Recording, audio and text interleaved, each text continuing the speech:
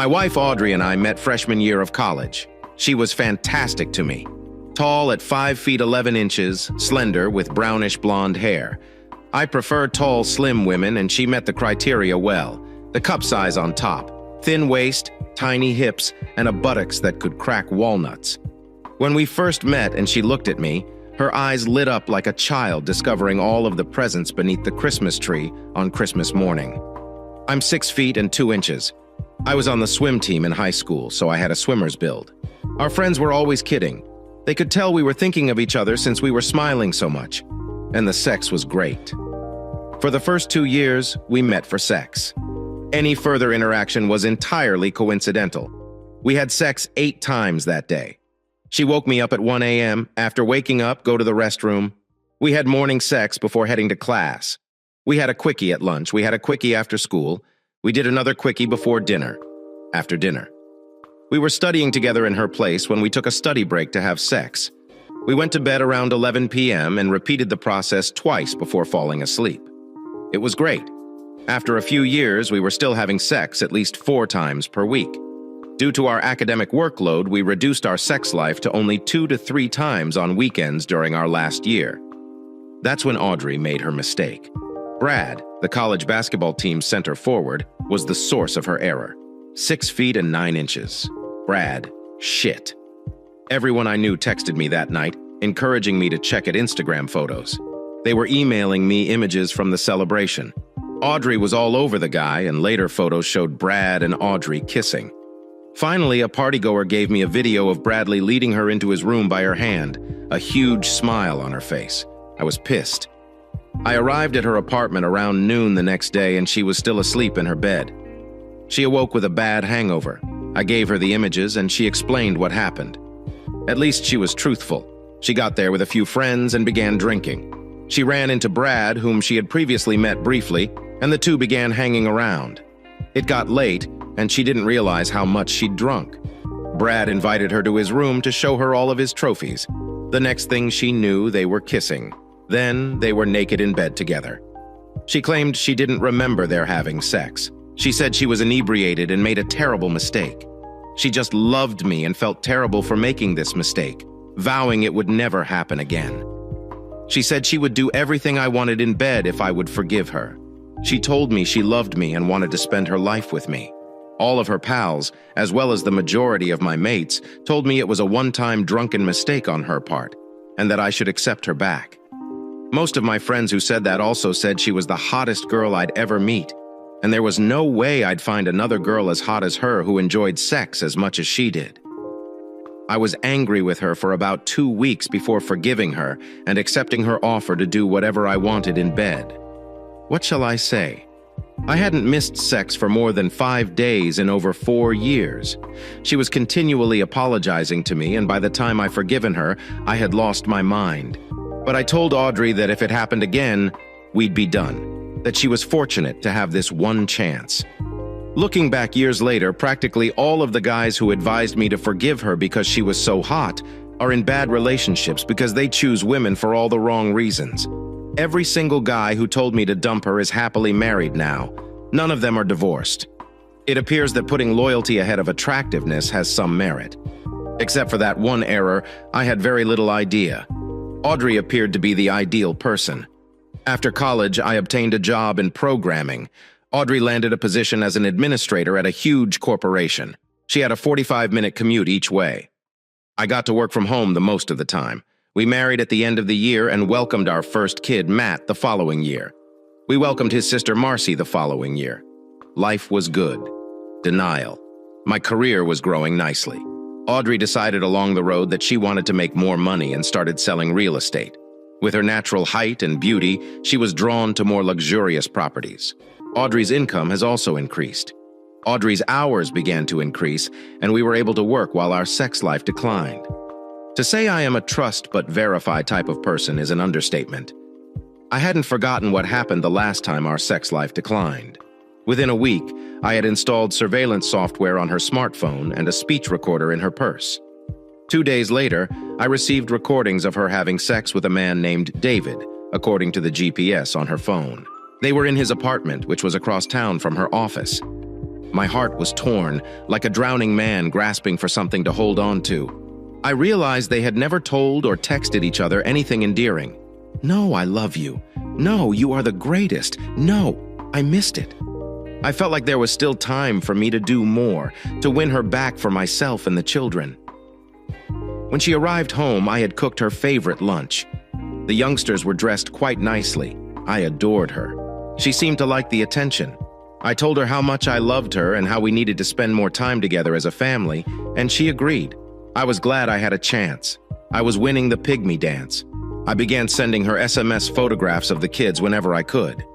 When I spotted her texting David, I would text her and tell her how much I loved and missed her.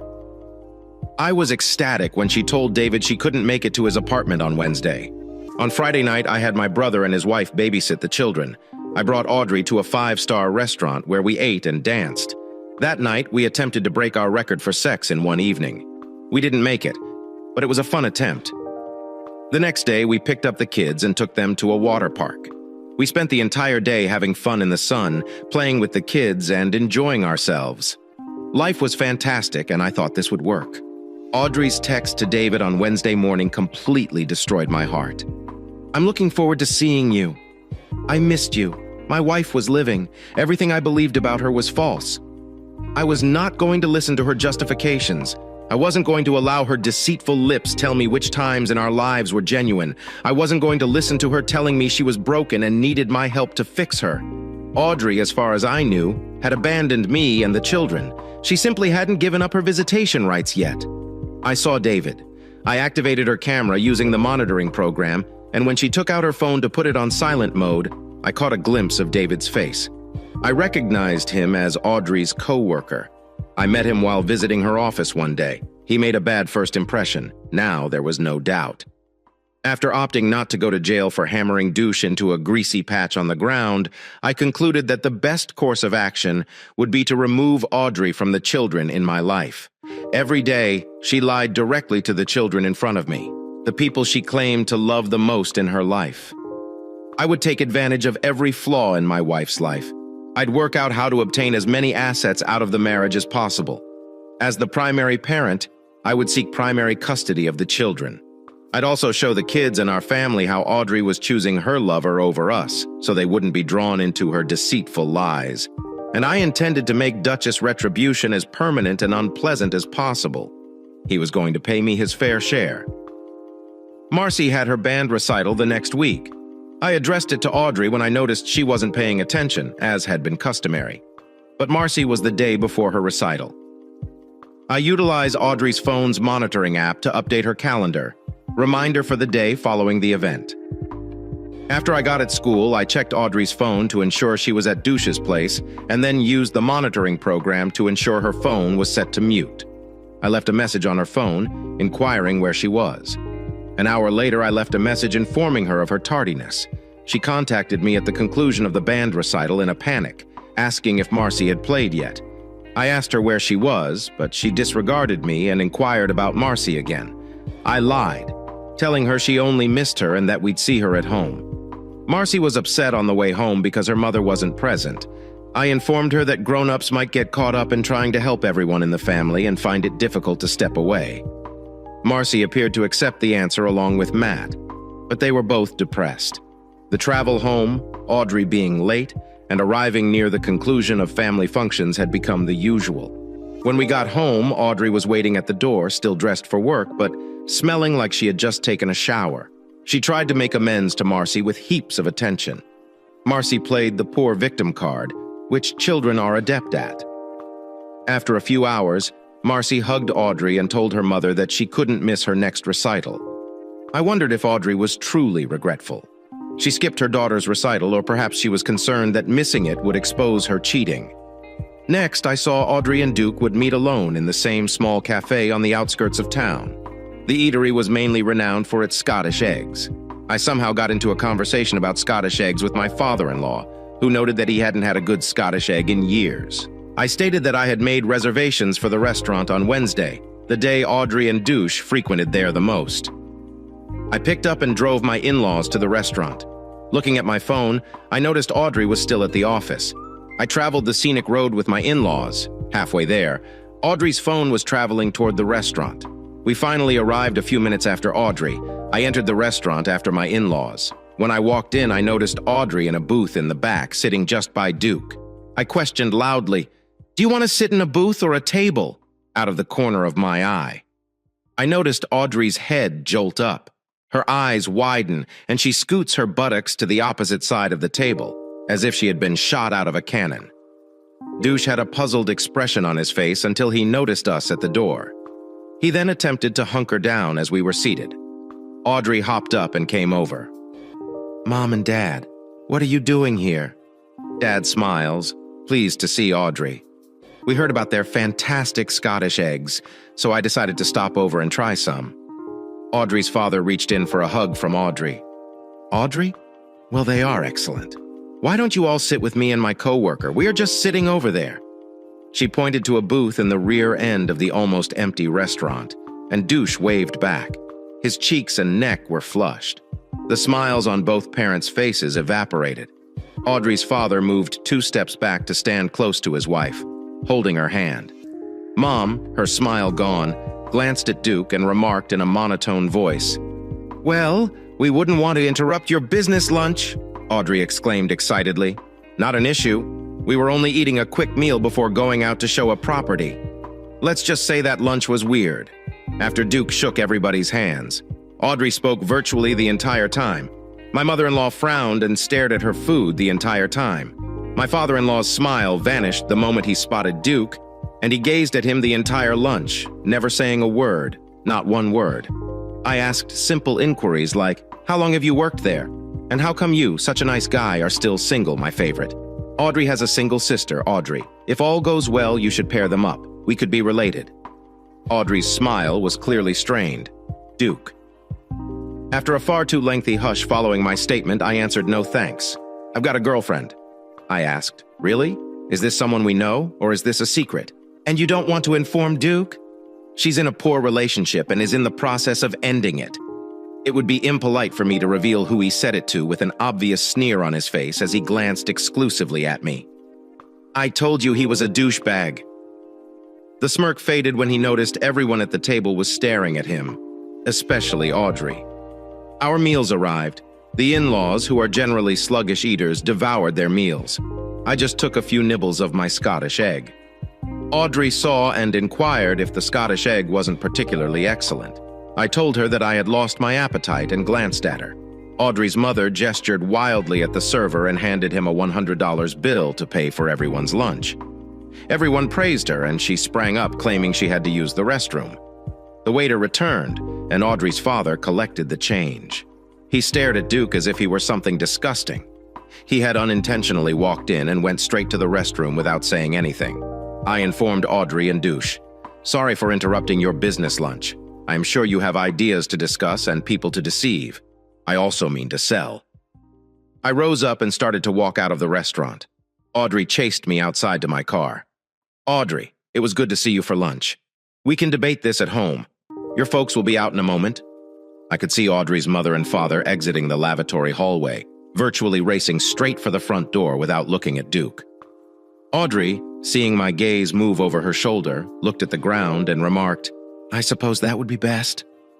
The in-laws arrived, hugged Audrey briefly, and left without saying anything. I walked away from Audrey, saying nothing to her. We didn't say anything the entire way home after I dropped off the in-laws. I got out to say goodbye like I usually do. Mom gave me a great embrace and told me she adored me like the son she never had. Dad gave me a sideways embrace and instructed me to bring the kids over. He missed all of us. That was the first time he offered me more than a handshake. Dad had to help Mom up the front steps. They appeared a lot older than when I picked them up. It saddened me that Audrey thought having some bizarre equipment was worth lying straight to her parents' faces. Karen is Audrey's younger sister and the in-laws' other daughter. They'd already disowned. She had 2 failed marriages, both of which were caused by her infidelity. Both times, she lied to her parents about the cause for her divorce. Karen had been lying to her parents about thinking her second husband, who was actually a kind person, was harsh and cheating on her. That ended when a friend emailed the in-laws a video showing Karen kissing a married man in a restaurant booth, similar to Duke and Audrey's. Audrey's parents knew the married man's parents since they were all in diapers. Audrey's mom and the married man's mother were lifelong closest friends. They were closer than sisters. The married man got divorced, leaving behind his wife and 3 children. He ended up relocating across the nation. The in-laws' friends left church. They had spent their entire lives trying to avoid the in-laws. The in-laws' friends never spoke to them again. Karen's parents have not spoken to her since, despite the fact that she resided in the same town. Audrey mentioned Karen a couple times, and her parents quickly interrupted her and told her not to utter her name again. Karen once attempted to sneak into the in-laws' church during a Sunday sermon. Karen's father jumped up and interrupted the pastor in the middle of his lecture to apologize for having to leave right away with his wife. They both departed through the door nearest to Karen, never recognizing her existence. Everyone else acknowledged Karen's existence by glaring at her angrily as her parents went away. Audrey returned home that night with a lovely story. How the lunch meeting with Douche resulted with a big transaction for them both. Audrey having lunch alone with an unmarried man is unacceptable. I do not want you near him anymore. And I don't want you to ever go out to lunch with him again, even in a group. Honey, I apologize for that. If that bothers you, I won't go out to lunch with him again. Do not worry about him. We made the big sale. I informed Audrey that I would be sleeping in the guest room until she adequately apologized to me and her parents. I mentioned your parents were upset. Remember how your sister was busted cheating? Audrey was noticeably shaken when I reminded her of her sister, but she said I was overreacting on the plus side. I finally had an excuse not to have sex with her. Next, I installed a kill switch in both my wife's and Douche's cars. I hid it in Duke's car while he screwed my wife at his apartment. I shorted off a transmission sensor which will activate his engine light and keep the mechanics guessing. We had a parental divide and conquer day. Matt had a soccer game and Marcy had a band competition to attend. Audrey chose to play with Douche that afternoon. This is what I heard live from her phone while watching Matt play soccer. I disabled Audrey's automobile. Knock, knock. What up? Be back so soon? My automobile will not start. Let's have a look. 15 minutes later. I don't know what's wrong. Your battery is charged. The lights are turning on. It's simply not starting. Do you want me to drive you back to your house? No, you idiot. If my husband saw you drop me off at the restaurant after the incident, he'd be furious. Call a tow truck. I'm supposed to pick up Mary and take her to her band competition across town. Can't you let hubby take her? He's with Matt at his soccer game. We had already planned for me to take Marcy. You are welcome to take my automobile again. Devastating restaurant experience. Oh yes, okay. Take me to a car rental, and I'll have a tow truck come and get my car. Make sure to meet the tow truck driver when he arrives and pay him $1.50 to place our work address where the automobile was located. Audrey's phone rang. Oh shit. Hello, honey. Me? Are you on your way to pick up Marcy yet? I am having automobile problems. I believe it's the battery. Would you like me to stop by your office and give you a jump? No, that's all right. I've already ordered a tow truck, and I'm going to rent a car from a nearby shop so Mary doesn't arrive late. All right. Call me if you need assistance. I hung up. Let's go now.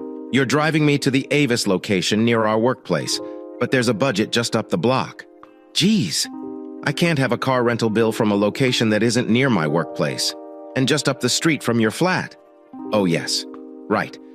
Needless to say, Audrey was late picking up Marcy.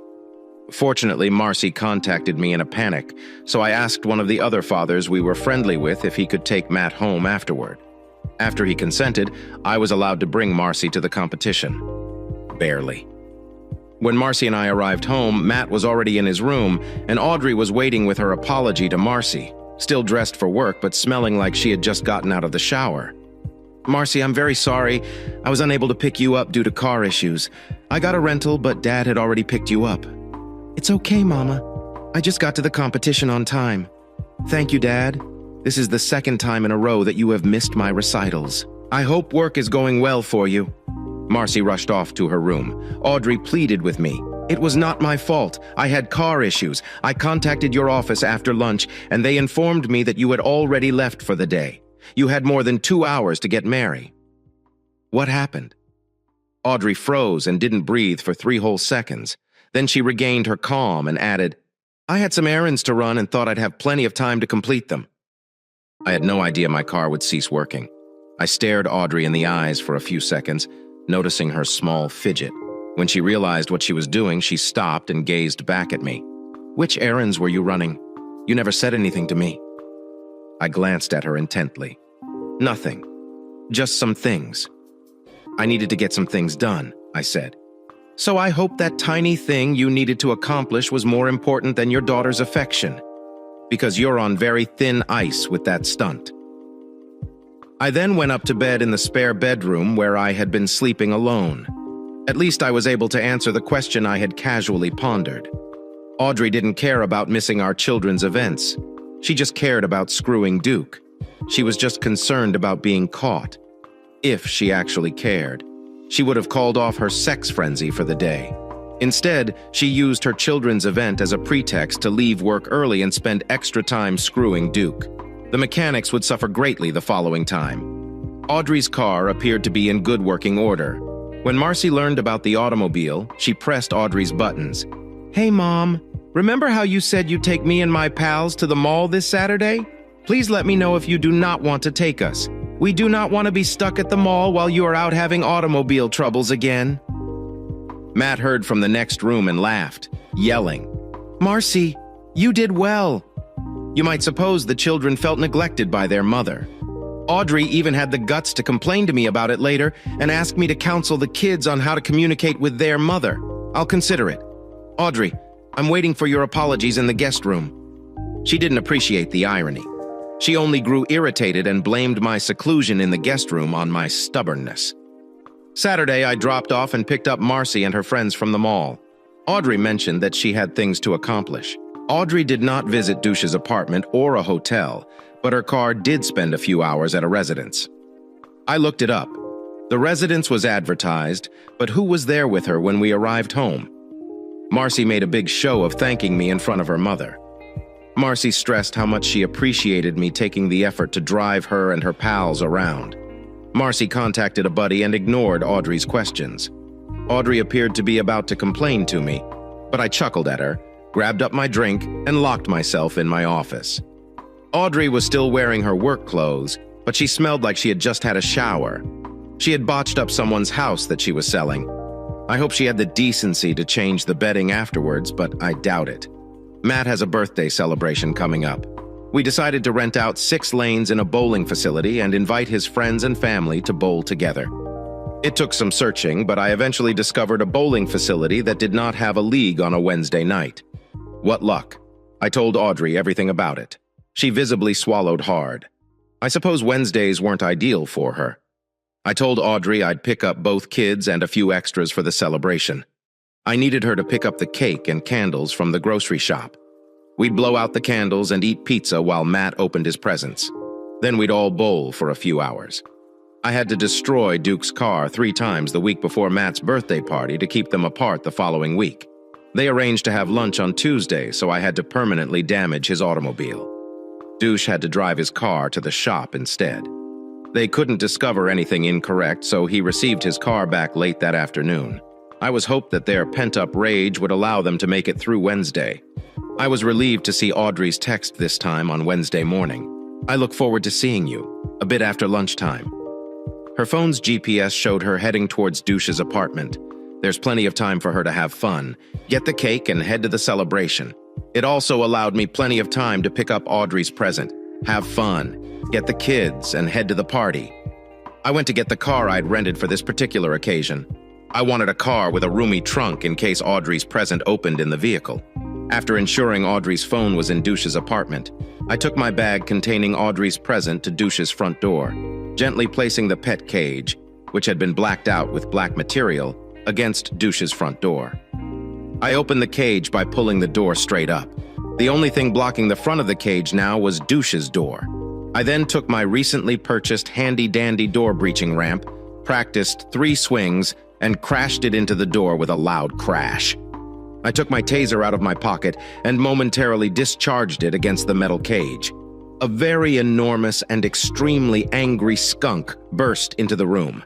I swiftly reached into the room and closed the door. As the skunk prepared to fire at me, I dashed back to the rental car. After driving away, I linked to Audrey's phone microphone. There were screams and hollers. I heard douche vomit.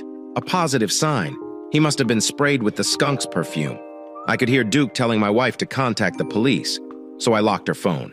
In her distress upon hearing the sound, she would believe she had typed the code incorrectly too many. Douche had to open his bedroom door to fetch his phone from the living room. The skunk let go after hearing the yelling, another successful shot. Douche finally called the cops and claimed them there was a wild animal in his flat and that he needed assistance. The cops arrived in roughly 15 minutes and discovered traces of forced entry. The police entered with their rifles drawn. The skunk fired first. I heard both cops yelling and vomiting before they closed the flat door. It took a few hours for animal control to arrive, restrain, and capture the skunk. After animal control had left, 2 stinky cops sat across from 2 stinky people, Audrey and Douche. 2 additional cops had arrived to assist, but when they smelled the flat, they swiftly left. Cop, who lives here? Douche, I am. And who are you? This is my driver's license officer, looking at Audrey. Do you reside here, Audrey? No, I was only visiting. Do you have any ID? Is this actually necessary? Listen, lady, I was just sprayed by a skunk and vomited for nearly 5 minutes straight. Do not play games with me. I'm not in the mood. Here's my license. How do you know, Douche? We work together. So what are you doing here? We stopped by to pick up some papers, following some discussion on their mix to validate Audrey's and Douche's identities. The officer inquired. So what was the skunk doing inside the apartment? Douche began to respond, but Audrey stopped him off. It was a birthday present from me. You purchased a fully grown skunk as a birthday present for your boyfriend? He is not my boyfriend. Cut the bullshit, lady. Boyfriend, girlfriend, co-worker, whatever. Why would you buy a fully grown skunk as a birthday present for your boyfriend? Actually, I didn't, but I did. I purchased the skunk, but it was meant to be young and neutered so it would not smell or spray. Douche told me he liked skunks and had always wondered what it was like to own one, so I surprised him. It was not expected to be fully grown. They brought it to the door, and as Douche opened the bag, the object shot out and splattered him. The cop was obviously not believing this nonsense, but he also didn't like sitting there stinking, remarked the skunk. It must have been pricey. Kind of, but not horrible, Audrey remarked, attempting to play it down. You buy pricey dogs for all of your co-workers without consulting your husband or boyfriend. Audrey didn't respond. Boyfriend? It is. And what about the door, douchebag? I inadvertently broke it yesterday and hadn't had a chance to repair it yet, I can only imagine. The officer must have stared at both of them for the entire minute of stillness. Then he replied, All right, both of you. I know you're both full of shit, but I'm sick of this scent and am leaving. The only reason you and your boyfriend are getting off is that you both stink worse than me or my partner, and I do not want to stink up the back of my squad car with you two. With that, I heard them leave and the door close. Being broken, it was loud to close. Douche. What the hell was that about? Audrey. Always the bright girl. We couldn't tell them that someone kicked open your door and hurled a skunk into your apartment. Why not? Because they would have asked my husband what occurred if he had done it. He already knows. If he didn't do it, they'd have to inform him that I was here. Audrey speaks sweetly. Be truthful. Douche. How many other ladies are you screwing? There were no outraged responses. When was the last time you screwed a woman other than me? Approximately a month ago, with humility. Audrey. You prick, say it loudly. For how long? For around 8 months. Audrey. Even louder. You were screwing her the entire time. You were screwing me. There was another one around 6 months ago, he murmured. Have their husbands found out? What makes you assume they're married? Because I know what sets you off. Now answer the question. Yes, both. Were they aware it was you specifically? I am not sure. Great. Now I know I did the right thing by lying to the cops. It was most likely one of your previous victories. Husbands take revenge. In any case, I plan to find out if my husband was to blame. Douche. If it is, I will kick his bomb. My wife's phone calls me. Hello, Audrey. Have you received the cake yet? I know she heard bowling pins being struck down in the background. Shit. I got caught up with my work. I am leaving right now. Audrey, do not let Matt down. I am leaving right now. Do not worry. Audrey hung up her phone. Mike? Audrey? Shit. Matt's birthday party. I need to grab the cake. Next. Audrey was taking a shower, dressing, and leaving Duke's place when her GPS indicated she was almost halfway to the grocery store. I killed her automobile after she tried 4 times to start it. I let it start. It died 3 more times on the way to the supermarket. Fortunately, it restarted every time after it died. Audrey realized she'd be late for Matt's party when she arrived at the store. I heard her apologize to the bakery personnel for hitting a skunk. They were fast to assist her on her journey. Audrey arrived at the bowling alley near the finish, bearing the cake. We all covered our noses and began gagging. After a brief discussion, Matt appealed with his mother to let him go home after the party. Driving home. Matt questioned why Mom was often missing his and Marcy's events. I told him she was doing what she thought was best for the family, and that it's difficult to be in 2 locations at once. Matt, but you're always there for Marcy and me. And you earn significantly more money. Well, I now have more flexible hours, which allows me to spend more time with my 2 favorite skunks in the world. Marcy. Not hilarious, Dad. It'll be when you tell your pals about it at school tomorrow. Even the birthday cake smells so awful that we had to throw it away. The birthday cake stank. They both thought it was really humorous. I was grateful to be sleeping in the guest room that night. A few days later, after Audrey had bathed in gallons of tomato sauce several times, I noticed her poking her head into my car and smelling the upholstery. It was hilarious to watch my wife. When she returned home, she resembled a mouse, sniffing for cheese. I discreetly followed her up the stairs to the master bedroom closet. I watched her around the corner with my phone in video mode. I captured a wonderful image of her getting down on all 4s and sniffing all of my shoes. I never asked her why her automobile did not smell like skunk from the outside. 2 Saturdays later, I informed everyone that I had some hardware shopping to do. After asking everyone whether they wanted to go to the hardware store with me and receiving negative grunts in response, I went out alone. I went straight to Douche's flat. His automobile was there. That was a positive indicator. I knocked on his door. He answered the door and asked, "Can I help you?" "Actually, I believe we can help each other. I'm Audrey's spouse. Can I come inside?" After his face became pallid. I pushed my way past him and sat at the kitchen table. I encouraged him to sit at the table with me. I could smell fresh paint and a lingering skunk odor. The furnishings and carpet seemed brand new. "I know you've been banging my wife Audrey for more than 6 months." "Hello, guy. I'm not sure what anyone has been telling you, but it's all lies. We're just pals with a few photos and a video capture of your typical Wednesday interactions. Refresh your memory. I'm not sure what you're talking about. Cut the stuff, douche. I know you have been banging my wife, and I have proof that you do not matter to me. What my wife is doing works. So here's the deal. Instead of paying a private detective to obtain incriminating photos of my wife screwing you, I decided to simply offer you the money.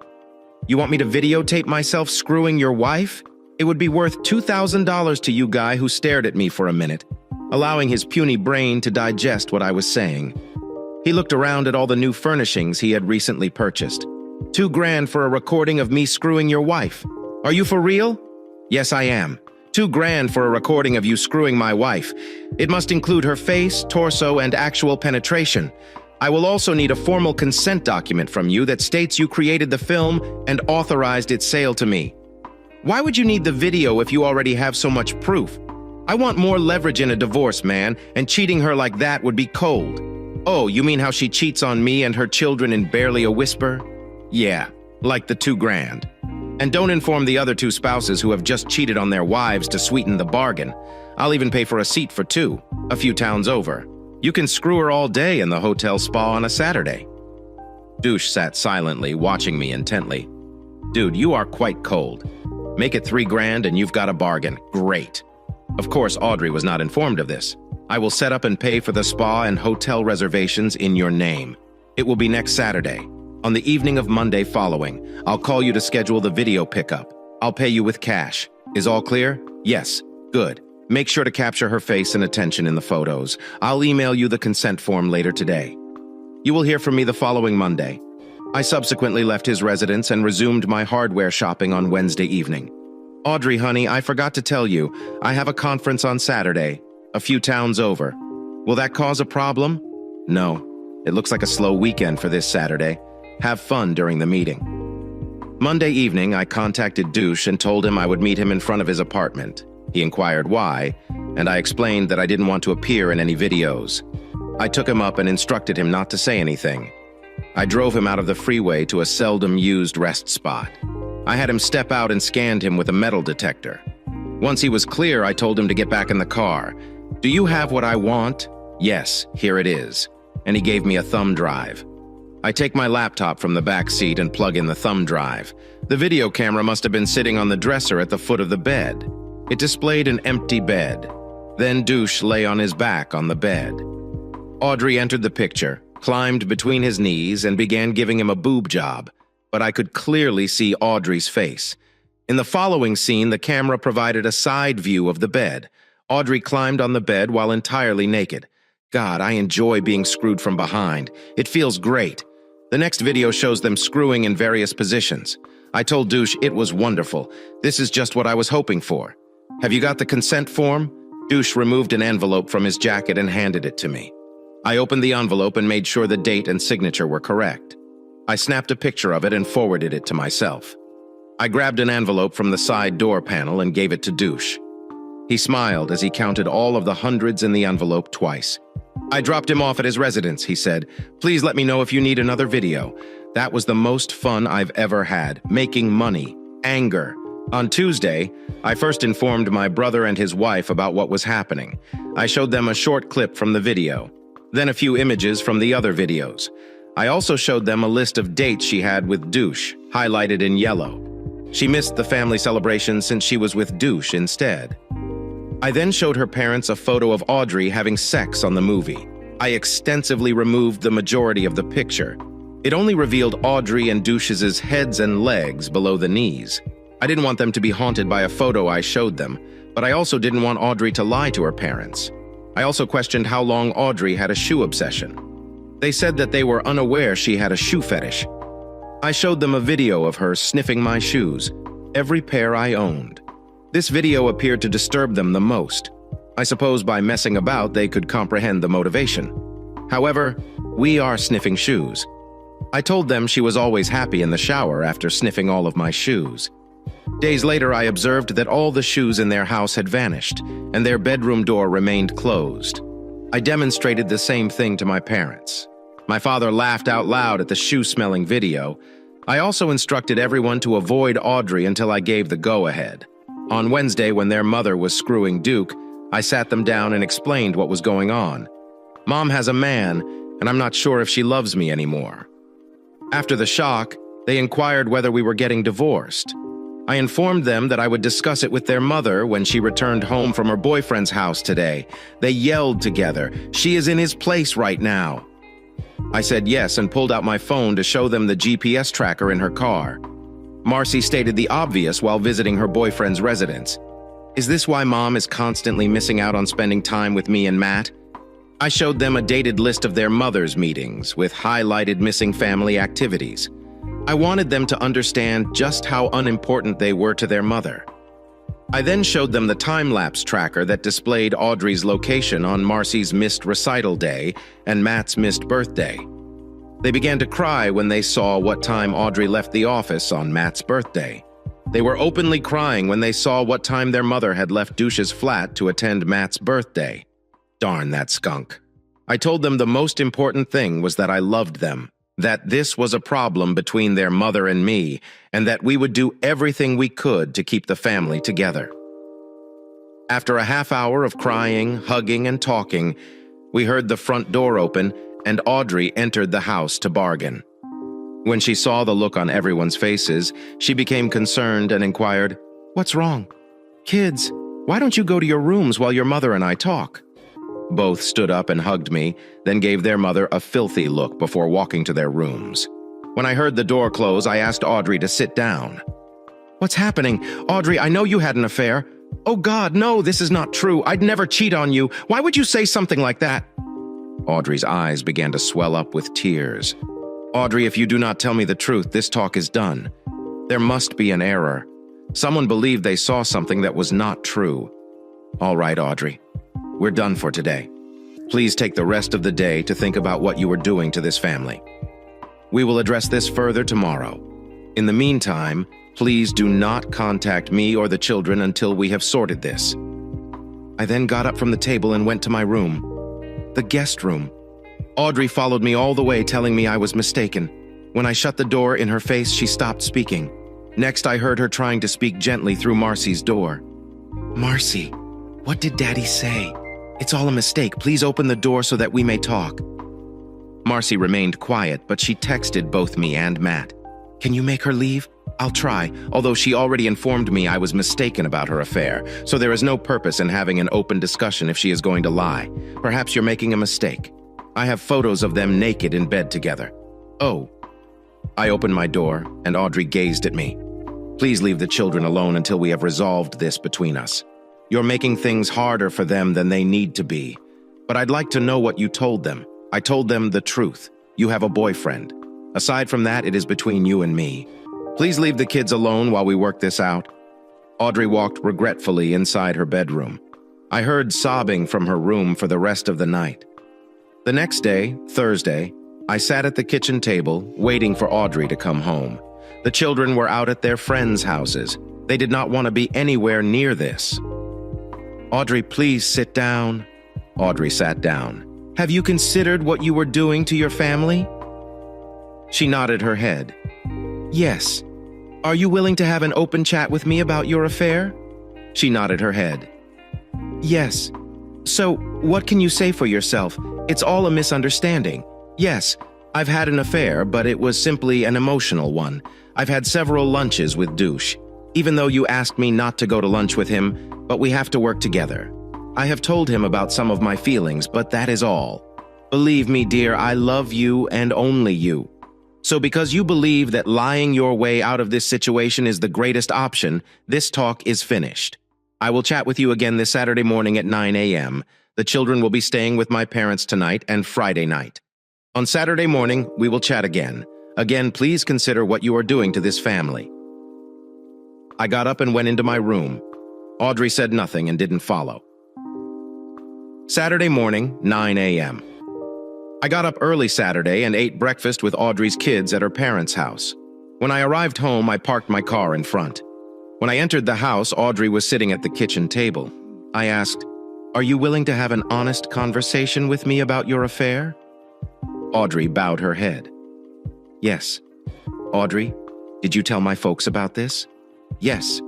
"Did you tell your parents? What are your brother and his wife saying about this?" "Yes." "How could you do this to me?" "Because I've always enjoyed bragging about your hard work. Consider how much effort you've put into your affair, all the lies to myself, the kids, and our parents. Lies, you told us why. Looking directly into our eyes. All I had to do was remove the thin veil of trust you were sheltering behind. But it wasn't like that. I only kissed him a few times, that is all. And now, you've turned our parents and children against me. This talk has ended because you continue to refuse to be honest with me. The kids will be staying with their grandparents for the foreseeable future. I'll be staying in the guest room and working from our home office as always. We'll talk about it again on Tuesday after you return home from work. Please consider what you're doing to this family." I got up, left the house, and drove away that night. When I returned home from eating dinner with my parents and children, Audrey sat in the living room. "Audrey, may we talk?" "Tuesday," I said, and then went to bed. Audrey's pals sent me a handful of text messages imploring me to forgive her. It was only an innocent error. I FaceTimed them. I told them Audrey had been banging Duke for months. I then showed them an unredacted photo of me having sex with Duke in a short video. They both apologized and hurriedly hung up. I never heard from them again. I don't believe Audrey did either. I don't think Audrey was completely honest with her two pals. Furthermore, married women have a tendency to continue cheating 3/4 away from their husbands, particularly infidelity. 304 is as attractive as Audrey. Audrey arrived home on Tuesday evening, and I came out of the home office to find her sitting at the kitchen table. She had brought home some spaghetti from our favorite Italian restaurant and prepared a dish for me at the table. Audrey was exhausted and had bags under her eyes. Days spent contemplating which lies to tell your friends and family so they don't discover what a terrible person you are. Does this in a pitiful me voice. No one will speak to me. Lying will do that. They think I'm a monster. Actually, Audrey, You've demonstrated to everyone that some part of you is a monster. They say you showed them a photo and video of me and Duke together. Yes, I did. Nobody will show me the photo. Can I see it? My girlfriend says you presented it to them on FaceTime. I love when a plan comes together. Yes, if it will benefit this conversation. Just so you know, I have not authorized any further copies to be distributed. I do not intend to have our family mocked because of your behavior. I showed her the unredacted photo from the video. I really love you. Can't we just forget about this mistake? How strong was your love for me that you had to be with someone else? I've never loved him. Marriage is rather straightforward. Shared duties, trust, and pleasure. I was completely accountable. I completely trusted you and had a great time with you. But you left me with the majority of the financial responsibility. Most family responsibilities. You carried the entire burden of trust while spreading your joy throughout town. I stared at her for a minute. You took my love while you were offering it to someone else. How long have you known? 7 months. She spoke very quietly. 7 months. Why have you waited so long? At first, I hoped it was a one-time error, and you'd be open with me and accept your error because, as you repeatedly state, you love me. I apologize. How can I believe what you're saying now? I adore you, and am telling you the truth. Is this the same truth you told me during our previous 3 encounters when you denied having an affair? After a few minutes of sitting silently with me and staring at Audrey began staring at her food. Audrey, what can I do to make things right? I retrieved an envelope from the home office and placed it on the table in front of Audrey. That's a post-up agreement. Sign that, and I'll consider accepting you back. To make this work, you, I, and the kids will all need to go to therapy. I don't want to sign a poster up. Fine. Then we're done. As far as I am concerned, you only want to get back together so that you may exit this marriage on better terms financially. What will I get if I sign up for this post? If any of us decides to divorce, I receive 70% of everything. If I am detected cheating, it is back to 50/50. If you are detected cheating, I receive 85% in all scenarios. I gain complete custody of the children, have an attorney review it for you, and sign it. I will only contemplate staying in this marriage if I am confident that you are willing to make some financial sacrifices. How much time have I got to make a decision? Audrey asked me Saturday morning as I was about to depart if I was going to eat. I purchased your favorite. Should I expect the arsenic sauce to be especially fresh after everything you've done and told me lies? She started sobbing heavily. Sign up for the post so that you can reclaim some of my faith. I went to Audrey's workplace the next day while she was not there. I had an appointment with the office manager. She was a matronly lady who had spent many years working there. Her husband was the owner, but he never came to the office anymore, based on the glances I received from everyone in the office. Audrey had told her lies. How can I help you today? They're definitely giving me the evil eye. I believe there is a misconception that I am the evil guy in regards to my wife. In any case, it appears that this is a personal concern unrelated to this office. If that is all, I have a busy schedule and would like you to vacate the premises. If you refuse, I will have to call the police. Actually, it is pertinent to this workplace since it concerns my relationship with my wife and a certain douche who works here whom she is screwing. She didn't like it when I cursed in her presence. Do you have any proof to support this accusation? Certainly. Here's a photo of my wife and her co-worker. I also have dozens of phone recordings in which they admit they were meant to be showing clients' properties, but ended up screwing them. I played brief excerpts from 2 of the most incriminating recordings. She was quite unhappy. Can I suppose that my wife will be fired immediately? Yes, beside Mr. Douche. Unfortunately, you cannot fire Mr. Douche. I had authorization to record my wife's chat, but not Mr. Douche's because none of this is admissible in court. Ally, I do not want to be sued for slander. And I doubt you would either. Thank you for this information. She appeared visibly relieved. She almost grinned. Can I keep this photo? No, I do not want the photo to be circulated to pique people's interest at the expense of my family. Audrey arrived home upset that day. She had lost her work and would not receive any recommendations. She wanted to converse, but all I could say was Saturday before heading to my room and locking the door Saturday morning. Audrey was seated at the kitchen table. Did you have to fire me when you knew? Did I find out about your affair? You should have quit your job immediately to avoid Duke. I just made the correct decision for you. Your moral compass is clearly broken. What I actually wanted was for her to feel financial pressure to accept the position. We could have discussed it first. Sorry. I thought we had agreed that we would never longer discuss decisions that could have a harmful effect on our spouse or children. Speaking of which, have you signed up for the position yet? Yes. When he handed me the envelope, I noticed that it was signed and dated. I emailed an electronic copy to my lawyer and stored the actual copy in my safe. I then went over the new house rules, best behavior by her, and we would all begin counseling. I would also inform everyone in the family that we were trying to restore our marriage. I knew it wouldn't last. I didn't even bother scheduling any counseling appointments. For the next 30 days, my wife was the model housewife, lovely and caring. She was even willing to place a small camera in my office so she could see what I typed and what was on my computer. I observed her putting it on my concealed office camera, which I only monitored from my laptop in my car while away from home. When I arrived down to the kitchen on Saturday morning, Audrey was seated at the table drinking coffee, looking like the cat that ate the canary. We exchanged pleasantries. I got my coffee and sat opposite her. "Where are the children?" "I brought them over to my folks." "Why?" "We haven't had sex in a month and I was expecting to change your mind this morning." 8 months. Actually, 8 months. "What? What do you mean by 8 months? That is how long it has been since we have had sex." "It hasn't been very long." "You are wrong. I understand your confusion. Screwing around so much, but believe me, I'm the one who hasn't received any in 8 months. I am not wrong." "Audrey, well, we could modify that." Audrey smiled at me and began to rise, but I waved her off. "Audrey, I still remember everything you did and said, and I haven't been able to wipe those images from my memory. This is not going to happen. So, be hard-headed. I tried to be pleasant. I've completed all you've asked, and you and the kids continue to treat me like a pariah around here. I want everyone to start respecting me more. Start now. Is this really how you want to approach things, Audrey?" "Yes. In fact, I don't appreciate being coerced into this situation with your sex movies, and I did something about it. I removed all of your copies. You made a mistake by admitting that you were keeping control of your copies. I even removed your cloud backups and destroyed your small thumb drive. I have been watching you. You're so predictable. I'm tired of being treated like a pariah in my own home, so I'll be staying with my sister until you come to your senses and start treating me with respect.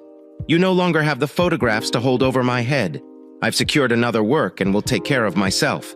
I will pick up the kids from school every day and eat dinner with them at my new apartment without you until you begin to treat me better." Audrey stood up and approached the front door. Surprisingly, her sister went out of the dining room and both of them left the house. Audrey spent 2 months working on her parents and children. She said that I never had any recordings. She said the extensively censored photo was heavily blacked because I put Audrey's and Douche's heads onto it. She informed the kids and her parents that if I really had the evidence, I should reveal it to them. Of course, Audrey had deleted everything. The kids weren't sure who to believe. Audrey's parents wanted to believe her. I could detect some skepticism in my parents' eyes. It wasn't that they didn't trust me. Rather, I was losing the kids' trust. My brother and his wife had viewed the films. They were completely on my side. Now I felt like a pariah. I met with Duke to plan another video session. This time I pulled out all the stops. In Florida, I hired a hotel room on the beachfront. I paid for 3 very well-endowed male escorts. 3 was overkill, but I needed insurance in case 1 or 2 didn't show up. I purchased 2 first-class tickets for Audrey and Duke, and I offered Duke $5,000 for the video. I also told him that it had to be recorded from the hotel suite balcony.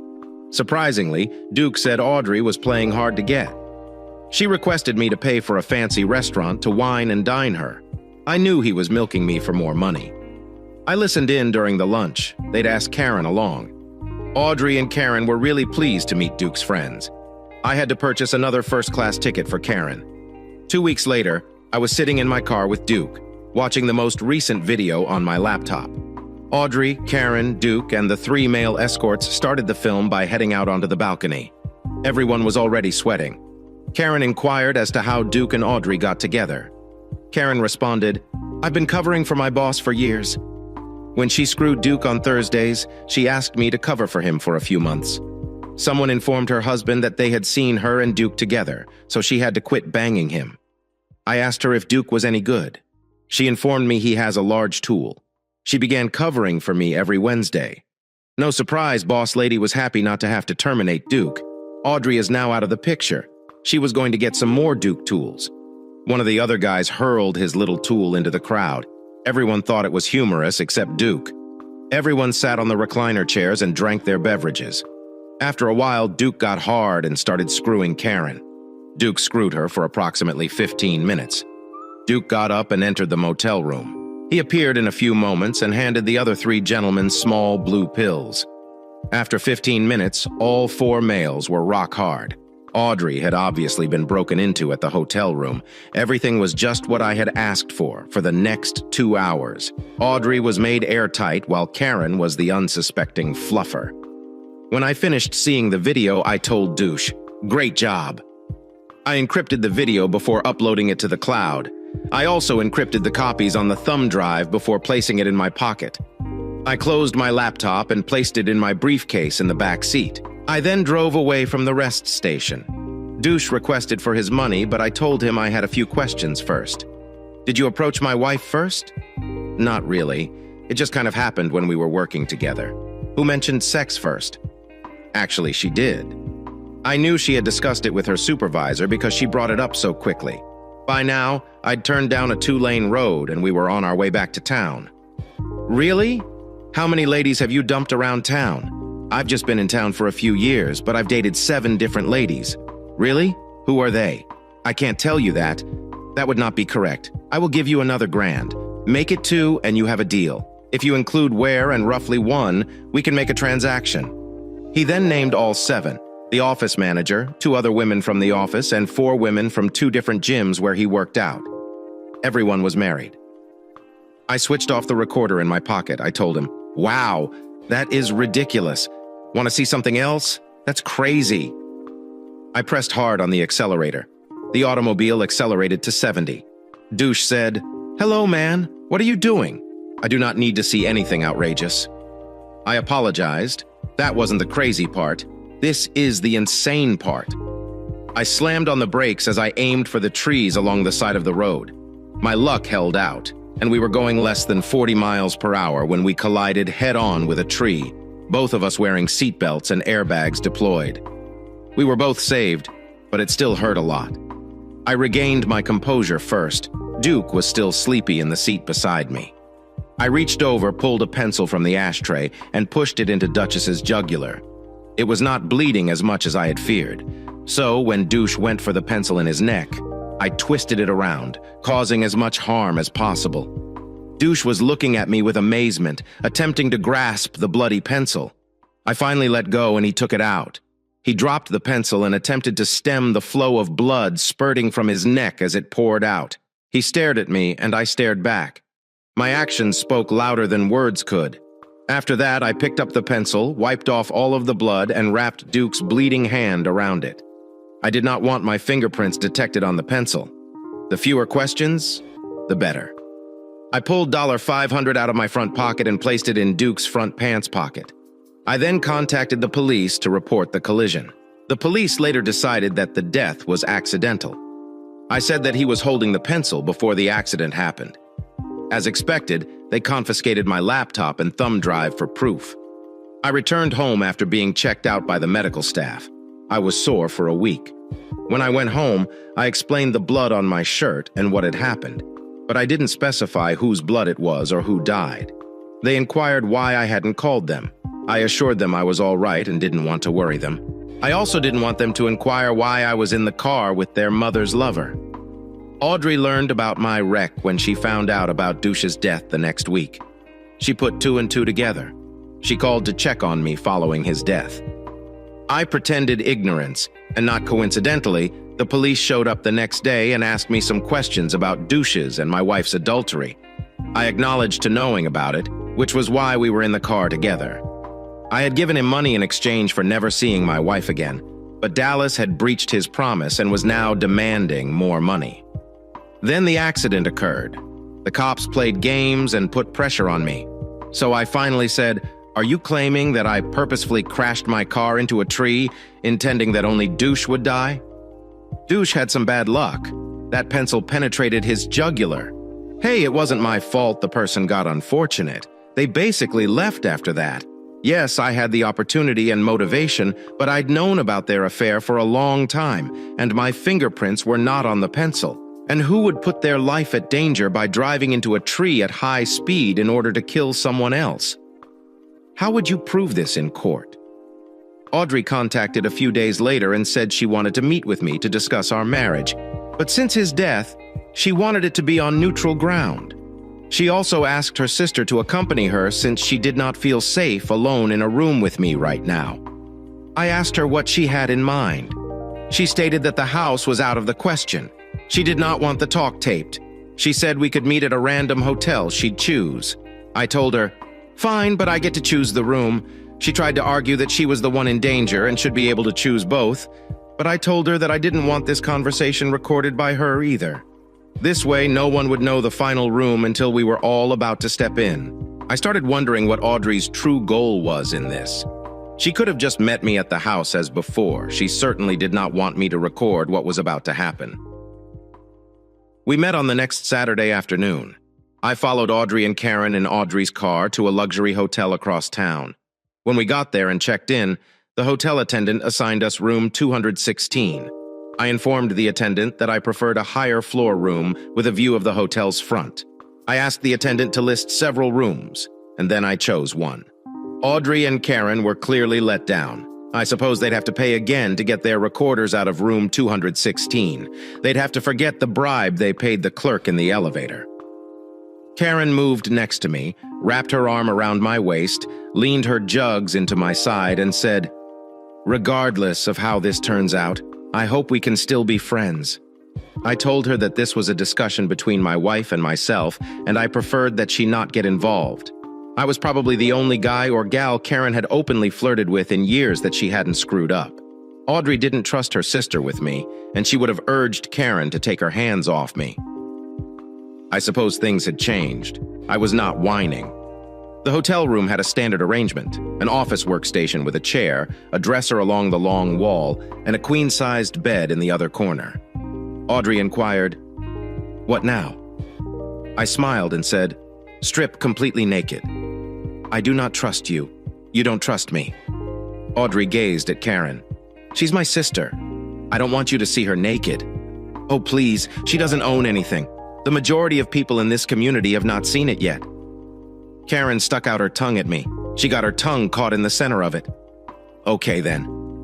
Audrey gave up far too easily. The strip, entirely naked, had worked. I now knew another of her ambitions. Fortunately, I arrived prepared. Audrey and Karen started undressing. I quickly removed all of my garments and neatly put them on the business desk, my back to Audrey and Karen, and my clothes sandwiched between them. I removed a pin from my jeans pocket and placed it behind my clothing on the tabletop.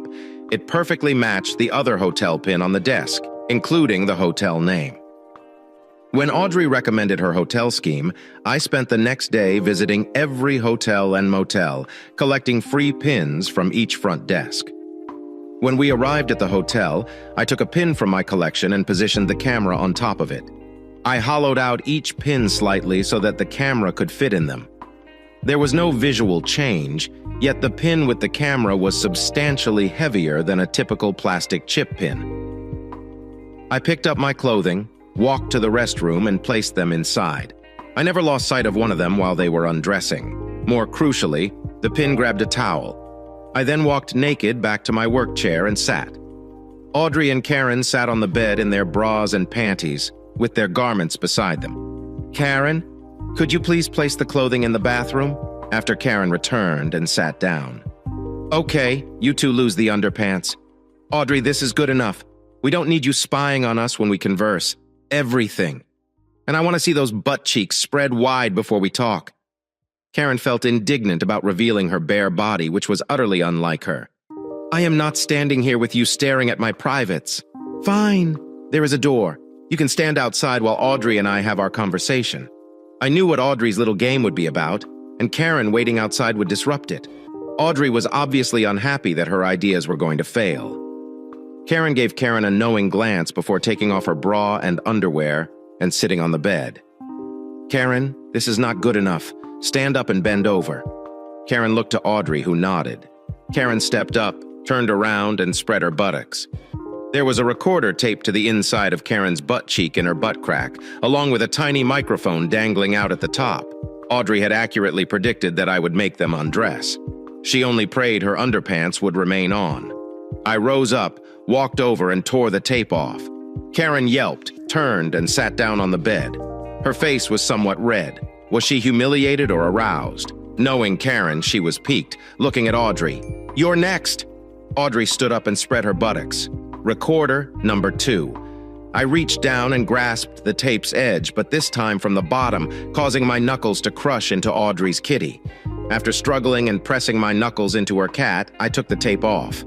Audrey turned around and sat on the bed. Her chest heated, indicating excitement for her. Audrey felt no shame. I then walked in between Audrey's legs and started running my fingers through her hair. Their butt crack recorders were so little that I assumed they could conceal one in their lengthy hair. Yes, there it was, secured with a bobby pin. I threw the recorder on the pile alongside the others. "Audrey, these seem costly. Did you spend your entire credit card limit on these?" When I stood between Karen's knees and searched her hair, she slid to the edge of the bed, wrapped her legs over mine, and shamelessly rubbed herself against me. I took my time going through her hair, rubbing my tool on Karen's tits and my leg against her cat. I progressed from pudgy to half-hard. Looking at Audrey, I noticed a smirk on her face, which reinforced my idea about why we were here. Audrey should have been furious. My tool was pressing hard on her naked sister's tits without smirking at me. I removed the last recorder from Karen's hair. I handed the mound to Audrey and instructed her to toss it into the bathroom and close the door, as soon as Audrey turned away from us. Karen grabbed me and began offering me a job. I backed away and sat back in my chair as Audrey threw the recorders into the bathroom and closed the door. I could smell Karen's enthusiasm from across the room. If Audrey's objective was to persuade Karen to make me horny, I acted foolishly. I was scared that it was starting to work. My tool was poking up.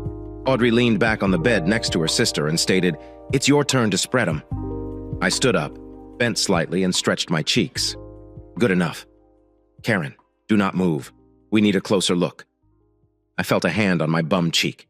Looking back, I noticed Audrey slapping Karen's hand and saying, "Not now, Karen." I grabbed the towel and shoved it in the crack beneath the bathroom door. Audrey was last in there, so I assumed she had dropped the recorders I had taken near the bottom of the door. I also knew this would aggravate Audrey even more. I sat back in the chair. All right. Now that that is out of the way, let the clichés commence. I tried to resist gazing at Karen's attractive physique. "Audrey, do not be that way. I was hoping to have a serious chat in a few minutes. We'll know who accurately predicted what this conversation was going to be about." Karen was still sitting with her legs wide open and leaned back against the bed. I'd seen Karen in a string bikini before and had to battle the urge to gaze. Then, but God, she has a stunning bare body. My wife is flawless, but Karen is off the charts. It didn't help that Karen was openly staring at my tool.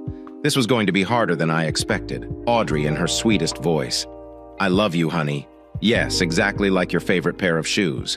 You understand that is not true. I genuinely love you. Sure, as long as your payment card works."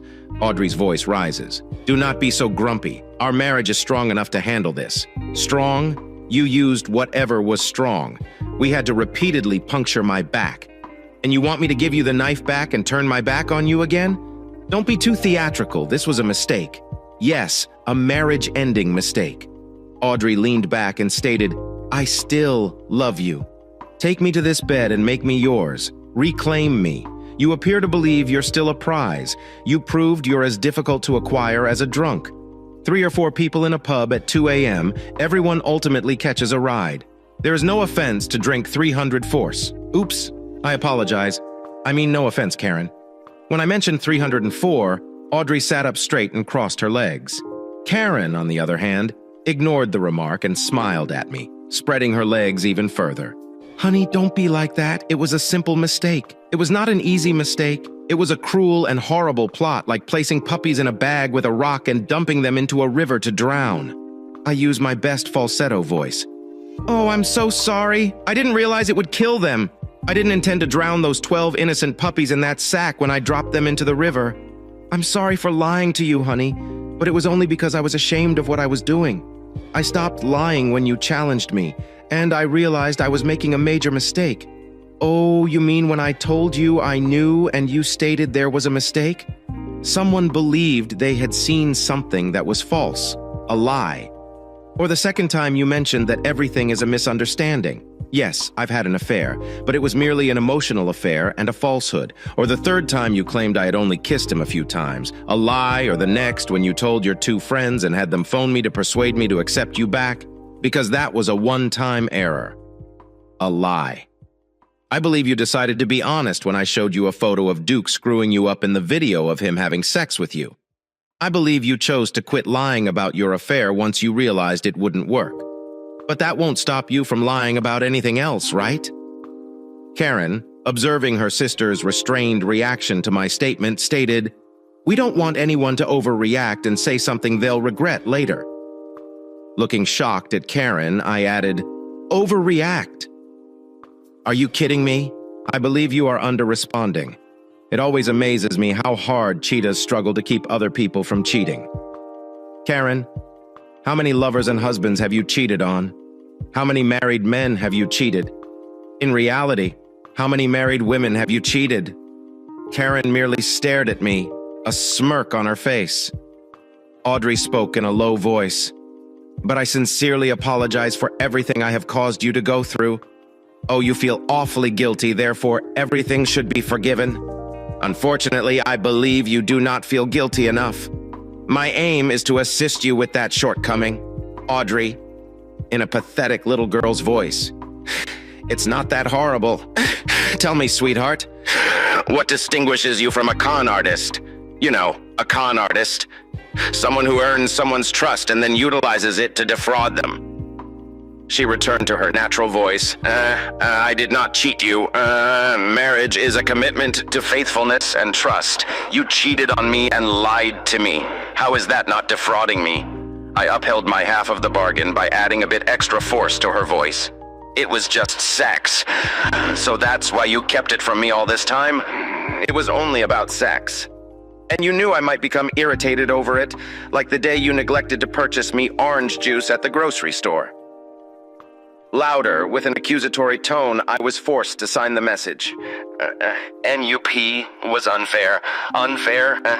If I receive a driving ticket, I will be fined. If I do not pay my taxes, they take my money. If I drink excessively and wander around in public, they placed me in jail for the night. Adulterous sex is going on in what? Nothing. This ruins children's childhoods. People get murdered because of this. People commit suicide because of what has been done to them. If life were fair, marriage licenses would be contracts that required adulterers to serve time in jail and forfeit 75% of their assets and primary custody of their children in the event of divorce. And single adulterers like Douche would receive the harshest punishments, as they are essentially leeches on society, feeding off the happiness of others," I declared loudly. "Marriage entails raising a family and remaining true to one person. Otherwise, what is the point of marriage?" Audrey glanced at me, unable to respond. "Audrey, do you realize how many long-term marriages begin with infidelity? 5%. This happens to be the same percentage as open marriage. Was that your plan, Audrey? Divorce me, marry Douche, and have an open marriage. Perhaps we'll never know." Well, we do. She's died. Audrey's face turned nasty and she developed a wicked sparkle in her eye. "Okay, screw you. I removed all of your proof so you no longer have anything to hold me accountable. We've both been hurt and my parents and our children aren't sure who to believe. Was it worthwhile? Was it worth ending your marriage over openly pointing the finger at myself rather than Audrey? I did not end this marriage. You destroyed this marriage. I'm only declaring the time of death." Audrey was clearly taken aback by my response. She still believed that our marriage issues were my fault for catching her and being so unreasonable. Audrey was quite angry. "Perhaps I wouldn't have screwed another man if you had paid more attention to me." "Why should I? You weren't paying attention to me?" Audrey appeared to lose her breath after hearing that answer. Audrey and I sat quietly for a minute, staring at one another. We both appeared to settle down little. Karen appeared to be ignoring our chat and was staring at my tool. "Did you murder Duke with my back to the pin camera?" I responded with a broad smile. "It was a sad accident. How could you do such a thing?" Audrey was attempting to persuade me to offer her an emotional apology for Douche's death or a moral justification for my conduct. But I didn't either.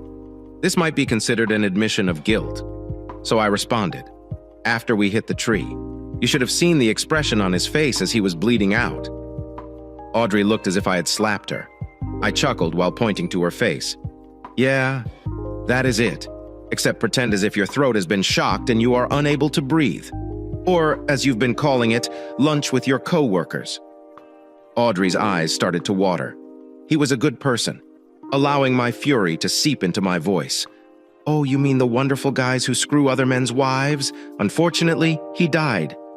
Wasn't he nominated for Humanitarian of the Year in the category of wife-stealing douche? You did not have to kill him, Audrey," half yelled, now openly weeping. Is Audrey sad because life is unfair? If life were fair, he would have been in jail for a year or two instead of being in that car with me that night. But no. Our legal system turns a blind eye to adultery. So he could have walked away untouched after wrecking my marriage. My children have a nice household, and the same marriage has remained sanctified without any protection. So to me, he received exactly what he deserved. Karma. Audrey spoke in a tearful tone. "But you still adore me, I know you do. Correction, I used to love you.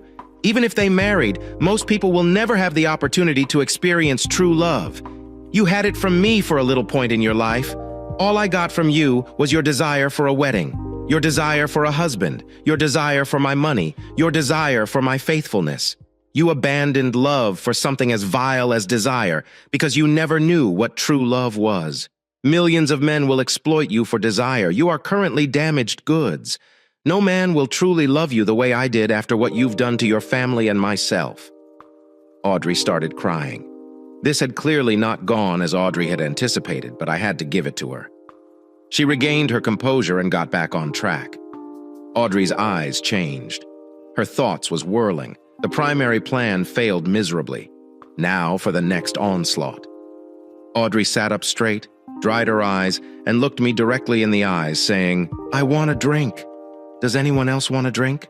I'm going to go down to the bar and get a drink, then I'll come back and hopefully we can talk about this like adults."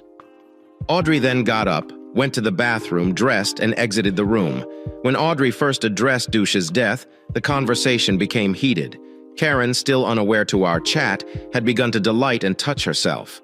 I have to admit, with Karen's wanton lust on full display and the beautiful aroma of Karen's sex permeating the entire room, it's probably the entire floor by now, my tool was quite rigid. Karen must work out frequently to have such a flat stomach and toned figure. She is truly genetically talented. I know Audrey saw what her sister was doing out of the corner of her eye, but she refused to turn around and acknowledge it. I was very sure there was a puddle under Karen's lovely bum by now, as the room door was slowly shutting after Audrey. Karen stated, "Your meat looked delicious." "Karen, this is definitely not the time." Karen got off the bed and approached me. "You must be horny. Audrey informed me that she hasn't had sex with you in a year and you have such a great, enormous meat."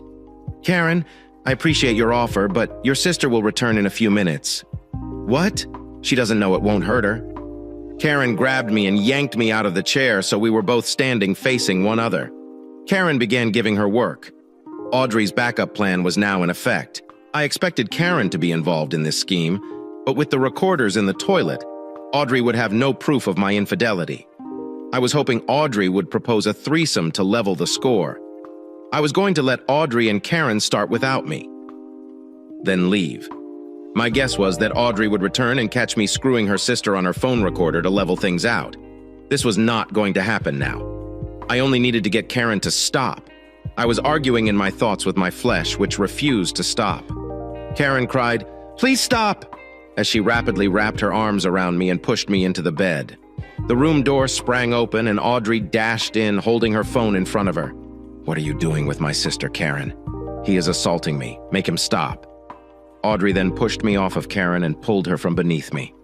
Audrey stood straight, smiled broadly at me, and dropped her phone on the carpet as she picked it up. I noticed her hiding in the video. She then made a couple of additional clicks, which I believe were her transferring the video to the cloud. Audrey, you've done it! I caught you on film attempting to assault my sister. Thank God I decided to return to the room. I arrived just in time to save her. They both cackled at that one. So I sat back down in my chair, looking downcast, Audrey waving her finger in my face. This is how the divorce is going to proceed. First, there is no more post-snap. If there is any hint of a post-snap, I will send you to jail as an assaulter. I do not want to do that. You're only getting this chance for the kids' sake. Second, I want 90% of everything, and you pay all of the legal fees. I request full custody of the children, 50% child support, and 20% alimony for the remainder of my life. If you do not do as I say, myself and my sister on this recording will appear in court, and you will be sentenced to jail as an assaulter. Do you understand?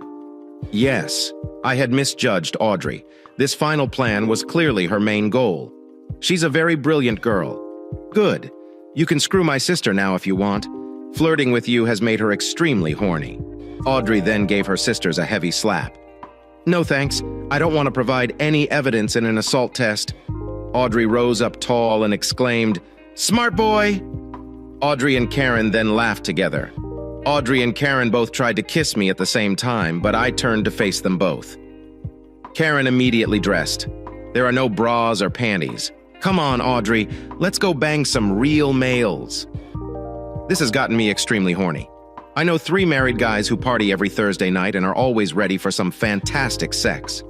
Audrey had been crying for 10 minutes because she had lost my love. Now she was walking out of the room with her sister, both laughing at me as she went to screw some married man. I spoke to myself aloud. I've looked behind your mask, and I don't like what I saw. I peered out the window till I saw them drive away. I then put on my clothing, grabbed my pin, and left the motel. The meeting went far better than I had hoped, but it was still tight. I lacked the willpower to prevent Karen from offering me a job. I had even less willpower to get myself out, if Karen had not stopped on her own. Audrey would have liked a film of me hitting her sister on the bed. That would have certainly hampered my plans. I hadn't had sex in a year, and my small mind was winning the fight. Audrey received her divorce papers the next day. The post-nuptial agreement was to be fully implemented when Audrey called and threatened me with her tape. I told her you didn't erase everything, and I'd never shown you anything I had. You've accused me of assault. I'll be free the next day and you'll be in jail. Audrey, as I already mentioned, is a bright young lady. She couldn't use her hotel meeting video at this stage because there were too many unknowns. I knew she would wait and see before revealing her ace in the hole. We both retained legal counsel. I refused to budge on anything. I wanted what was mentioned in the post-snap. I sent my lawyer transcripts of all of my pre-post and up recordings. My lawyer notified Audrey's attorney. Due to unforeseen circumstances, we were in the process of restoring Audrey's destroyed recordings and only had transcripts at the time. We went round and round in the legal conversations. I did not mind. I had planned for Audrey to pay the entire bill. Audrey also retained an expensive lawyer. Obviously, she assumed I would be bearing the entire bill. The lawyers eventually gave up and arranged the day in court. There were difficulties. Was the post-up enforceable? Did I actually have any recordings? Depression? Several days before the divorce trial, I had a special courier deliver certified letters to Audrey and Karen at Karen's residence. The letter was a fake, but an outstanding one. The Centers for Disease Control informed Audrey and Karen that just before his death, Duke had come into touch with someone who had full-blown AIDS, and that test findings indicated he had contracted the disease. They informed my wife that she needed to see a doctor right away, and that a representative from the Centers for Disease Control would call her to obtain a list of all her sexual partners during the previous year. It also stated unequivocally that she would not have any sex for the following 12 months until it was determined that she had not contracted the disease. It was convenient that Duke had died. I wanted Audrey to be as tightly wrapped as possible. Court date. The judge wasn't pleased with any of us. Audrey insisted on her innocence and that she had not violated the posting up agreement. In reality, she claimed that the persona was signed under duress. She'd never committed adultery, but she was terrified of losing her children and husband. She had signed the agreement without reading it or getting legal advice. She was terrified by the transcripts, believing they were admissible in court. In other words, I fooled her. She cried convincingly as her lawyer spoke. I, on the other hand, claimed that the post-NUP was formed because she was an adulteress. She signed it solely under duress from the divorce. She had broken the post-up agreement. She was an unfit mother, and the post-nuptial arrangement was just judge. What evidence do you have that she engaged in adultery? My lawyer created the video and voice recordings to back up the transcripts we had already created. Judge, why are you generating the video and voice recordings right now? We were only able to obtain the video and voice records after an extensive process. We possessed the original transcripts, but Audrey had removed the original tapes. As you are aware, retrieving data using a certified procedure can be time-consuming. We just received the evidence at the courthouse. Audrey deleted the recordings. Yes, Your Honor, we also have a tape of her admitting it. I had tricked Audrey into deleting my recordings. I had purposefully emphasized to Audrey that I was keeping tight control over all of the videos. After she set her small camera in my workplace, I updated a recording and saved it in several locations, including a thumb drive on my desk. Audrey felt she knew where I stored all of my copies. After Audrey deleted my copies, I worked hard to make Audrey believe she had deleted everything and that I was helpless. Now it was paying off. Judges dislike those who knowingly delete evidence. Audrey also lied to the judge, claiming she had never cheated and that I lacked evidence. Audrey is not off to a good start. I see, the judge told my wife's lawyer. Do the transcripts match the recordings? Yes, Your Honor. Do you want to question the authenticity of the recordings? Audrey's lawyer glanced at Audrey, who shook her head slightly. No, Your Honor. So that answers the question about the validity of the post's existence and renders any basis for compulsion to sign ineffective. But I observed that all of these recordings took place before the posting was signed. None of these provide evidence of adultery following the signing. Yes, Your Honor. Here is the transcript of the final film as well as the video itself, which demonstrate Audrey's adultery following the signing of the post. Why is this being made right now? Until recently, this evidence was in police custody and had yet to be delivered to my client. It was part of an accident-related death inquiry. We weren't convinced the video still existed. The judge addressed Audrey's lawyer. Have you gotten a chance to review the video? Yes, Your Honor. However, we believe the video is inadmissible because there is no consent form. And if the video is permitted, there is no evidence that it was not recorded before the posting agreement was signed. My attorney. First, the video was taken on a public balcony with no expectation of privacy, thus no consent form is required. Second, we can verify that the occurrence occurred after the posting up was signed. Judge, how simple is that? My client paid for Audrey's travel tickets, Karen, Duke, and the hotel room where they had their secret meeting. That got me a few looks. Judge, did you agree to your wife's affair? She never sought for permission, but I never agreed to or condoned her unlawful affairs. How did you pay for their aircraft tickets and hotel room? I contacted him before the video and asked how much money it would take for him to stop seeing my children's mother. I also mentioned that he could lose his job. Duke told me $2,000, 2 tickets to Jamaica, and 3 nights in a 5-star hotel. We agreed, and I ordered vouchers for the tickets, but Hotel Douche broke his promise and used the coupons for plane tickets and a hotel in Florida. My wife was away for a conference that weekend, so I received the receipts the following week. It was quite convenient to have Douche deceased judge. How do we know this is the hotel from the first image? You can see the hotel sign in the backdrop. How did you receive the video? I paid for it. Douche sold it to me on the night of his death. I have a receipt signed by him to confirm it. Was this unusual? No. When I learned of my wife's escapades, I asked him for evidence. Douche was accommodating enough to supply me with picture evidence. Why did you gather this evidence? What was the cause of divorce? Why? You were gathering information. Yes. Months ago, I mentioned to him that I thought it would be quicker and less expensive to acquire my proof directly from him rather using a pie. However, I eventually paid him to quit fornicating with my wife. Douche had called and offered to sell me another video. I compensated him $500 for the video. Audrey had informed Douche about the posting up. As you can see in the video, Audrey has breached the post-breakup agreement by banging 3 guys at once, as has her sister Audrey. If you need someone to attest to the video's validity and date, my wife's sister is seated right there." I pointed at Karen, and everyone in the courtroom turned to look at her. Wow, I found something that did not appear to turn Karen on. The judge scolded me for using vulgar language, and I apologized. The judge then inquired, "Is that all you got from douche that night?" staring directly into Audrey's eyes. That's all from that night. But he gave me with the majority of the recordings you see here today. He'd been doing this for months, including the hotel and airline expenses.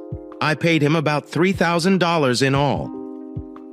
Audrey looked like her head was about to explode. My testimony about douche made her look like an absolute moron. My testimony led her to believe that practically the entire time she was screwing douche, he was recording their sex and talks in order to gain money and sell it to her husband for her divorce for a meager $3,000. Audrey would have paid him 10 times more to not have taken the tapes again. Even though she was upset, having douche dead came in useful. Audrey's mind was turning, and I could tell. That must be all the vids he has. I was too careful with him to record anything during our latest hotel rendezvous. If he had anything more, he would have produced it by now. Audrey made a hurried judgment as I finished speaking. Audrey began whispering into her attorney's ear. Her attorney requested a quick respite because we were nearing lunchtime. The judge permitted it. When we returned, Audrey's attorney explained that he had just gotten a video of me committing a horrific crime that reflected on my character.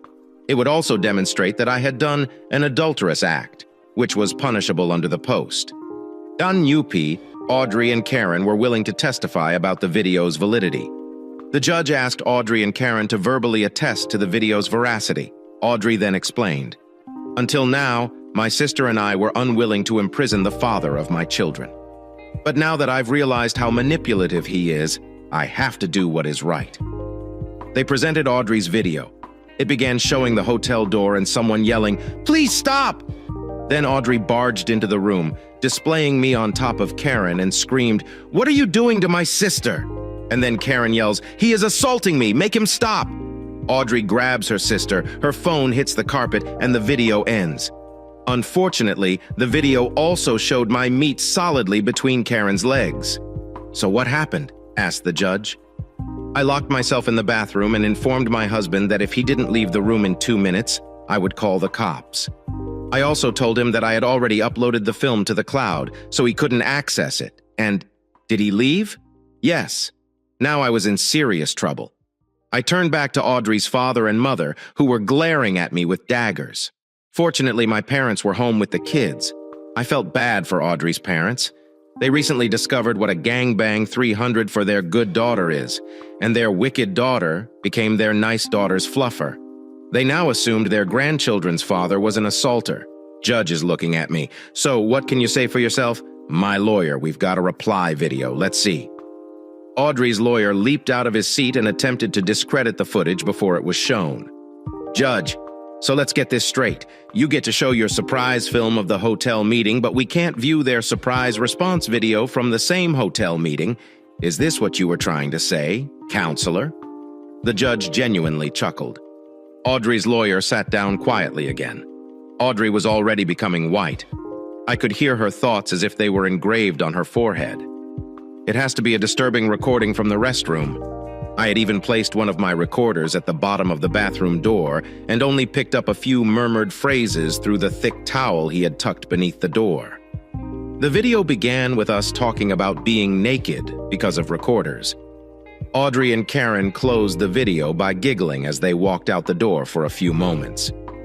When I remarked in the video that our legal system has failed to support couples, the judge gave me a sad look. The expression in his eyes informed me that he too was a victim of a cheating wife. He was acknowledging the poor status of our court system in terms of upholding marriage vows, or perhaps both. Audrey became aroused as the video played her charges that I killed Duke and began whispering into her lawyer's ear. Finally, her lawyer glanced at her and shook his head. No. Before we showed the film, my lawyer acknowledged that I had not incriminated myself with any of the statements in it. Audrey's lawyer was informing her. Nothing I said constituted an admission of guilt. Audrey's death was the only possible answer. I knew her first purpose had been to sweet-talk me into forgiving her. Her second purpose in the meeting had to be to deceive me into incriminating myself regarding Douche's death and Audrey's master plot. Karen's fabricated assault was now backfiring in Audrey's face. It was sad. Audrey appeared to believe she could outsmart me. She appeared to believe her affair was evidence. She was smarter than me, yet she didn't outsmart me. I had trusted her. She had hidden her affair behind the faith that one had placed in her. Now the confidence was gone. Karen attempted to flee when the video appeared. Rubbing my meat against her cat, she suddenly wrapped her arms around me and dragged me onto the bed on top of her. The bailiff seized her and sat her down. I was mistaken. Audrey felt some shame when the video showed her pleasure her own sister while taunting me. Audrey covered her face with both hands. I know she heard her parents gasp behind her. The in-laws left the court before the film was completed. They'd heard and seen enough. Audrey knew she wouldn't get any aid from her parents ever again. After the video concluded, the judge declared that the post-up would go into effect as planned. My lawyer then informed the judge that we recently discovered Audrey had a secret bank account, which she had not disclosed during the discovery process. The account held more than our other assets combined. Audrey had informed me that she received a check every 4 weeks. Instead, she received a paycheck every 2 weeks and had been depositing every other check and the majority of her bonuses into a secret account for years. She had also lately taken out all of the equity in our house with a second mortgage and transferred it to the concealed account. But I instructed my lawyer not to be too explicit in front of the judge and Audrey. My lawyer just gave the judge the bank account balance.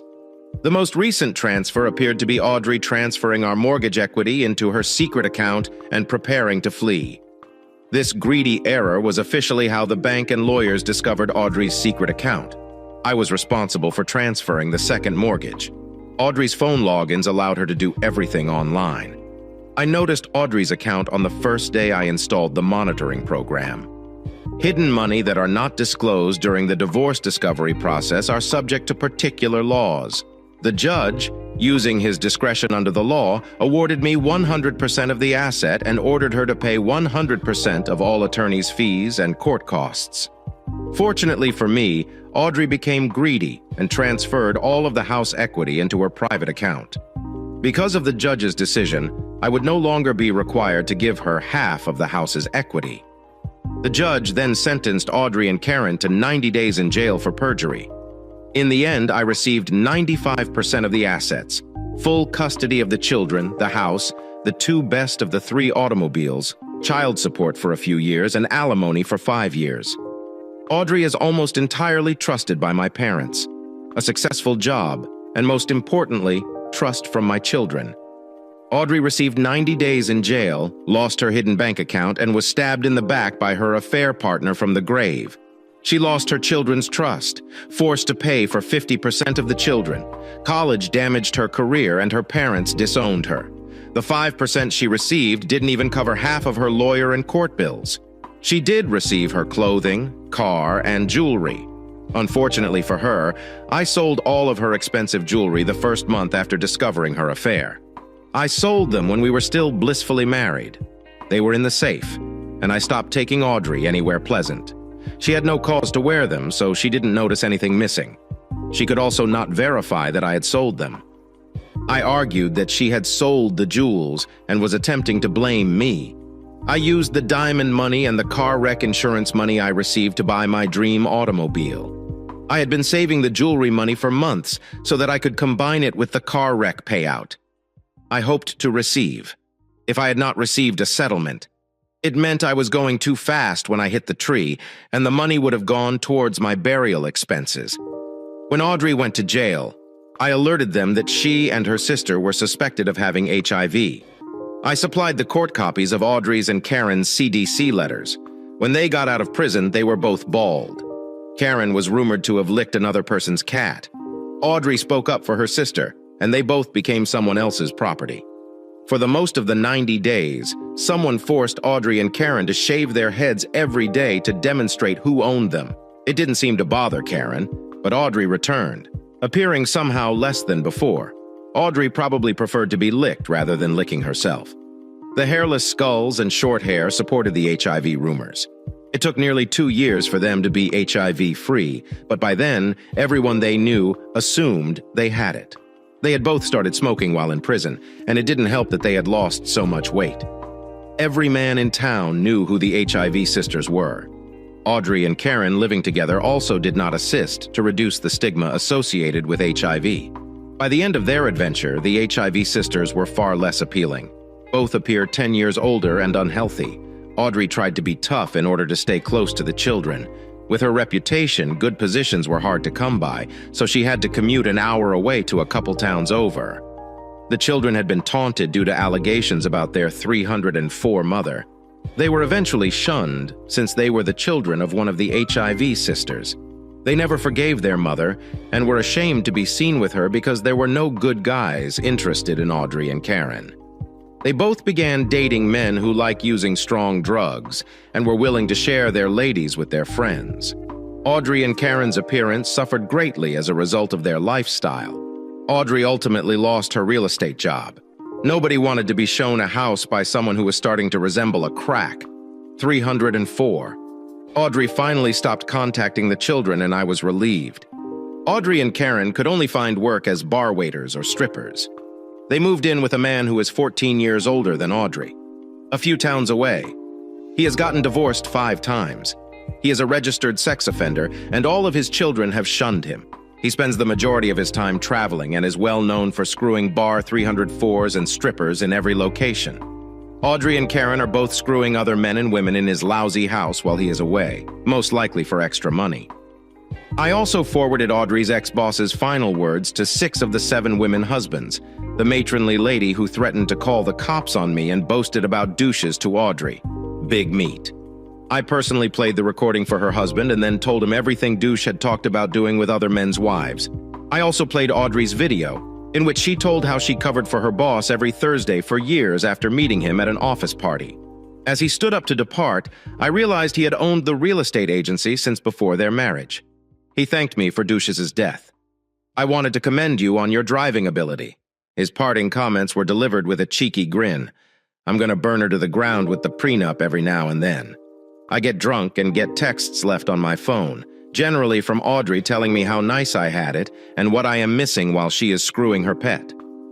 Audrey and her sex buddies occasionally remind me about what I am missing in the form of taunts, enticements, or threats. I receive a video with the identical messages, except it is always while Audrey is being made airtight. Karen is always filming and offering comments from Karen's commentary. She either thinks Audrey's gangbanging is degrading to me, or she thinks I'll lose my head and rush over to grab Audrey back from the videos. I can confidently tell that I no longer lust after either of them physically, nor would many other men. On rare occasions, Audrey responds to voice messages and videos by wishing I were dead like a douche. Her life is entirely my fault, or that she will eventually get back at me. Typically, however, the messages and videos are followed by Audrey crying, telling me that I am the love of her life, pleading for my forgiveness, and hoping that we might reconcile someday. I keep every video and message in case Audrey decides to try to reintegrate into our children's lives. Acceptance. I accept that my wife never loved me the way I loved her. She has never known or will ever understand what true love is. For her, life is defined by how much you take rather than how much you give. You didn't expect the end would involve my ex-wife accepting her fate, did you? I have a restraining order against that soulless witch and her insane sister. I believe they still harbor negative feelings toward me.